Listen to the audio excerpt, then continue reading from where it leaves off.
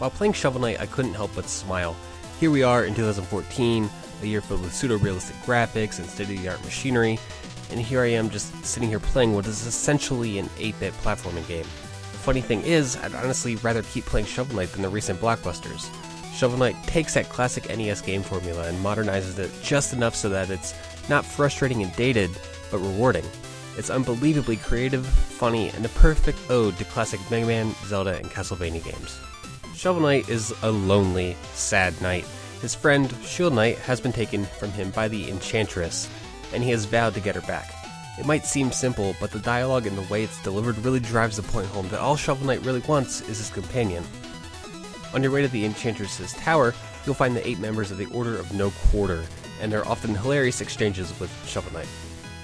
By the end of the game, I was actually motivated to power through some of the most difficult platforming I've done in years, all for the sake of my pixelated friend and his shovel. For anyone really watching, it should be obvious that Shovel Knight was inspired by some of the classic Nintendo games from our childhood. It really shows too, both literally and figuratively. Shovel Knight adheres to the NES color palette, so it really looks like you're playing a game from the late 1980s. However, it has some of the most articulate and appropriately themed pixel art in the industry. Each enemy has delicately crafted animations and the backgrounds are very detailed.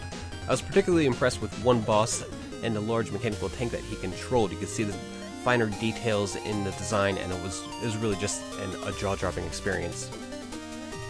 Speaking of which, the 8 knights in the Order of No Quarter act as bosses. Each one comes with their own unique personality and dialogue exchanges, such as Polar Knight's service to solitude and Propeller Knight's appreciation for the finer things in life. In fact, each one of the battles with the knights was so creative to the point where I just honestly didn't know what to expect. It's not just like the old Mega Man games where they just shoot you with a weapon. They didn't have a unique weapon that they shoot. Rather, their entire moveset is based on how they were designed. For example, King Knight has trumpets appear on the side of the screen to rain dangerous confetti across the battle arena.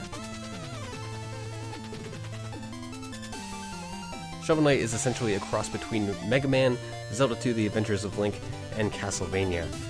Each stage is accessed through a world map, much akin to Mario Bros. 3, and each stage has one of the previously mentioned knights as a boss. Shovel Knight uses a shovel as a close-range weapon, but its most useful purpose is probably its bounce attack. While in the air, Shovel Knight can bounce off enemies that are below him, much akin to Scrooge McDuck's cane in DuckTales. Many of the levels are designed with this in mind, such as bouncing off bubbles or enemies to reach platforms. In fact, the level design is really just spot on in regards to Shovel Knight and his abilities. As you progress through the game, there is a variety of equipment that you could use. Some items, called relics, are obviously inspired by older games like the Anchor that functions exactly like the axe in Castlevania. Some of the more useful relics include the Phase Locket that makes you invulnerable for a few seconds, and a rolling gear that lets you roll across spikes. Not all the items are as useful. I don't think I've ever used the coin relic at all. Luckily, these are few and far between, and some of the items are even found in secret passages within levels. Getting these, while not required, will make your life a hell of a lot easier later on. Shovel Knight also has a currency system. While out adventuring, you'll collect gems that you can purchase items and upgrades with. There are 2 towns in the game, both of which have several different shops and activities for you to partake in. There's an armory where you could upgrade your shovel and armor to have different passive abilities, such as reducing damage at the cost of having less momentum. Your shovel can be upgraded with different slashing techniques and improve its digging efficiency. It really pays to save up as many gems as possible. But don't get too attached to your gems, though, because your quest shall not be an easy one. Shovel Knight is a fiendishly difficult game, especially during the latter half. Poor Shovel Knight died a total of 58 times during my first playthrough, and quite a few times I lost a big chunk of change. See, the death system is similar to something like Dark Souls. When Shovel Knight dies, he'll drop a chunk of change.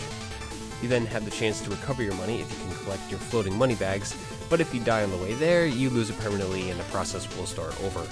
Rather than just losing a life and restarting at a checkpoint, the gold is a motivating factor that acts as an incentive to keep playing. Shovel Knight features chiptune music composed by both Jake Kaufman and Manami Matsume, who wrote the music for Mega Man back when Capcom actually cared about him. Needless to say, the background tracks are absolutely mesmerizing. In each stage, there are several usually hidden in-game music sheets. If you collect any of them, you can bring them to a very talented bard in the town to play them. This essentially functions as an in-game music player, much like the sound test options in older games. Currently, I have one of my favorite tracks playing, but you could also listen to Propeller Knight's music on the written review page. Shovel Knight took me just under 5 hours to complete. In subsequent runs, I'd wager that it'd be possible to finish the game in half that time or less.